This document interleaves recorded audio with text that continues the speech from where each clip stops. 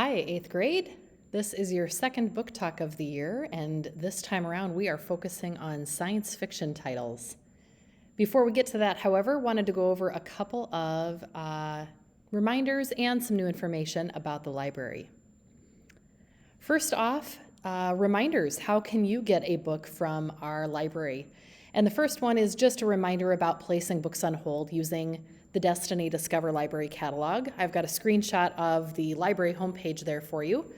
So a reminder that you can be using this library catalog button on the homepage at any time, whether you're here in the building or at home. Once you're there, you log in with your student ID and Colab password, and then wait to get a Schoology message when your books are ready. We've recently opened up the library for browsing and checkout as well. So if you are here in the building on days, cohort A and B, stop down before and after school, during classes or passing time. Advisory and activity time is a great time to come down as well. We are having students sanitize their hands and then do a quick browse and check out before heading back. The other thing to be aware of and remembering is that we have Mac and Via, and that's available to you here on the homepage as well as the app. And of course, that's where we've got ebooks and audiobooks throughout the district. Speaking of Destiny Discover and that library catalog, we're trying to add new things to that all the time to make it easier for you to shop for books. I wanted to show you the top banner here that is currently listing books about elections and voting. And we've put things on there that are fiction and nonfiction both. You can continue to look through the titles just by using the arrow off to the side here. This has been a really neat way for students, I think, to pull books that maybe you wouldn't see on the shelf normally, or just ones that maybe get hidden, and shop for books that way. We're changing this top banner all the time. So every week or two, there will be something new up there. So elections and voting, that one's going to change in a couple of days, and we're going to switch it over to something else. So keep checking back to see what new display is up there for you to take a look at. When we scroll halfway down, we also have this collection section. I may have mentioned that in the last book talk, but I wanted to highlight it again just to point out that we're going to continue to add new buttons here as well. We have 4 so far, along with the science fiction that you guys are currently working on with global studies and your project and your story writing. The Pandemics and Plagues collection might be a good one for you to take a look at. There are 31 books in this collection, mostly sci-fi. There are some graphic novels in here as well, a few fantasy thrown in for good measure. As you can see, we've made a note here that you can meet in these books characters who have been through this before. They've been through pandemics and plagues. And as you scroll down, you'll get a chance to see some summaries of these books. A nice variety here. Again, just trying to make it easy for you to find new books or old books, books that have been around for a while, but maybe some books that you're not aware of, trying to make it simpler for you to find something new to read. We're going to continue to add to those collections as well, so stop back and look at that catalog frequently, especially if you're sitting in class or at home and thinking, I want something new to read. This is a great place to go to. It's a great resource, and I hope that you're able to make use of it. Well, I'm here to talk about books, so let's get into it. My first one to share with you today is the first in a series by Neal Shusterman. There is hardly a better sci-fi writer these days, I think, for young adults. This is part of the Unwind dystology, dystopian world. What if your family decided they no longer wanted you? My family might feel that way sometimes. This book imagines an America after the Second Civil War. We've got 2 sides to this war, the pro-choice side and the pro-life side, and they've come to an agreement. They decided that human life could not be touched from the moment of birth, actually even before that, until a child reaches the age of 13. But what they also decided is that between the ages of 13 and 18, a parent could choose to get rid of a child through a process called unwinding. what this process means is that the child's life doesn't technically end. They're not killing their child. What they are doing, though, is transplanting all the organs in that child's body to various recipients. So it means that the child lives on, just in pieces, in other people. Interesting. This has become a very common, accepted practice in society, and especially for those, let's say, more troublesome teenagers, it's become a very popular practice in this world. So this book, we've got three main characters, Connor, Risa, and Lev, and all three of them have discovered they are going to be unwound. And like any of us, I think, can imagine, they want to get the heck out of there before the process takes place. This is the first book, incredibly suspenseful. Try It Out by Schusterman. What if you had to change your looks as soon as you turned 16? You didn't have a choice. Tally, our main character, is really excited at this opportunity. She's been considered one of the uglies, and her 16th birthday is coming up, and she's going to get to go undergo the cosmetic surgery that will allow her to become a pretty. Let's take a look at a quick trailer for this book, first in the series by Scott Westerfeld.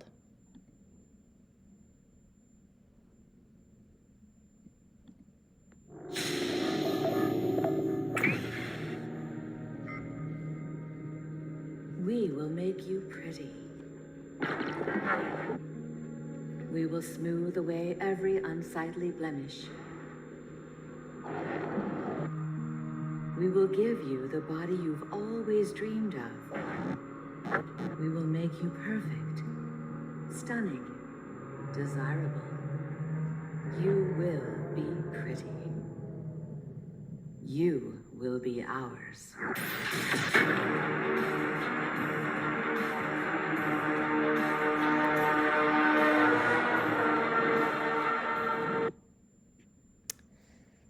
Tally wants this procedure to be done because that's what you do in her society, but she learns quite quickly that what it appears is not exactly what it is. In other words, there is some sort of conspiracy, some sort of underlying scheme going on. There's something at work that is not quite so desirable, even though it seems as though everything on the outside looks great. There's something else at work. The first book is called Uglies, and this is a 4-book series to take a look at. The Adoration of Jenna Fox by Mary Pearson might ask the question, what if you woke up one day and didn't remember who you were? Jenna Fox cannot remember a thing about the accident. She has awoken from a coma. She's 17, and she's been told she has been recovering for about a year from this terrible accident. But she has no recollection of the accident, and she doesn't even remember what happened before that. She doesn't remember her life. She doesn't remember that her name was Jenna. She is having memories of some things, but she can't quite piece together whether or not that's actually the truth. Are these memories really hers? This is a fascinating novel. It's set in a near future America, and it's going to make you question everything. The Rule of Three by Eric Walters. What if suddenly the world went dark? Adam, our main character, is sitting at school one day when the power goes out and everyone thinks it's just a normal electrical outage. But when he heads home and discovers that his car is one of the only ones that's actually driving because it's a computer-free car. It's an old clunker. No one's cell phones are working. He gets home to his mom, who's the police captain, and she lets him know that actually this is not just occurring in their small town. It's happening in the towns around them, and it's happening beyond that as well. This is a viral catastrophe that's taken place. And the longer that it goes on, without people knowing exactly what's happened, the more the panic begins to build. People are having to rely on one another, and resources are starting to dwindle. Adam has a government spy, a retired government spy that is, who lives next door, who has some things that can be helpful. But there's all sorts of people who have to start relying on each other if they can trust one another in order to survive. This is the first book in a series as well, and I could not put it down. I loved this. I think this is such a great survival novel, and especially imagining what on earth we would do without so many of the technologies that we have today. Another series, I'm realizing actually I should have just started by saying every single one I'm sharing today is a series. This is the first book in that series. Marie Lu actually worked in the video game industry before becoming an author, and I think it comes out in her books. The year is 2130, and we've got what used to sort of be the western coast of the United States. We've got two 15-year-old kids, June and Day. At first, you'd think they couldn't be more different from one another.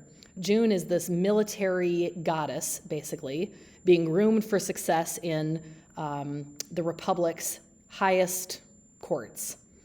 And Day is the country's most wanted criminal. He's kind of the lowest of the low, and he's just been accused of killing June's brother. You can imagine this creates a pretty great conflict right from the start. Day is racing against time to try to get away from June, while she's using her incredible skills to capture him and bring him to justice. And then there's this bombshell of the fact that the government is keeping huge secrets from everybody. And all of a sudden, June and Day don't know who they can trust. This book, the opening chapters read like a video game starts, action-packed, each page with just exciting stuff happening, suspenseful. It's just very clear that Marie Lu knows her stuff when it comes to getting kids reading. And Legend is the first book in this series. It's just full of action. So give this one a try. Before I'm done with my talk here, I do want to mention that our book fair is coming back. It's coming back online with the dates that I've listed here on the slide. All of our purchases do support the school. We receive 25% of proceeds, so I appreciate, and I know your teachers and your classmates do as well, any purchases made because of the fact that that goes directly back into our library, meaning we have more great books that we can offer to you. So thank you in advance for your support with that. There will be more info coming to your English classrooms soon, but I wanted to end today by sharing two quick book trailers to give you an idea of a couple of the books that will be at this fall's book fair. The first is a book called Illegal. My name is Sarah Zapata. I tried to cross the border to escape some very bad men. Now I'm trapped in this detention center. If they let me stay in the US, I can start a new life. But if they send me back to Mexico, I'm a dead woman. My brother Emiliano made it all the way to Chicago, where our father lives. But the men who hunted us know we have a way to bring them down.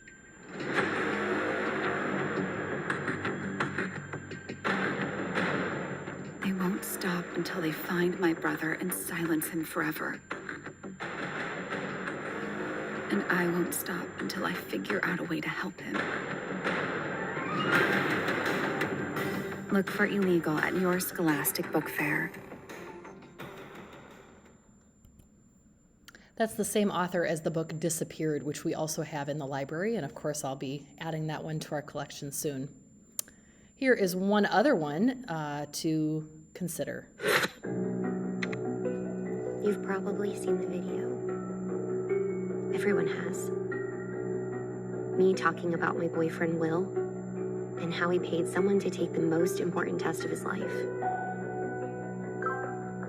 The school is doing an investigation. Chances are, this is going to ruin Will's life. I never said those things about Will. It's a deep fake. And I'm going to find out who made it. See if you can spot deepfake at your Scholastic Book Fair.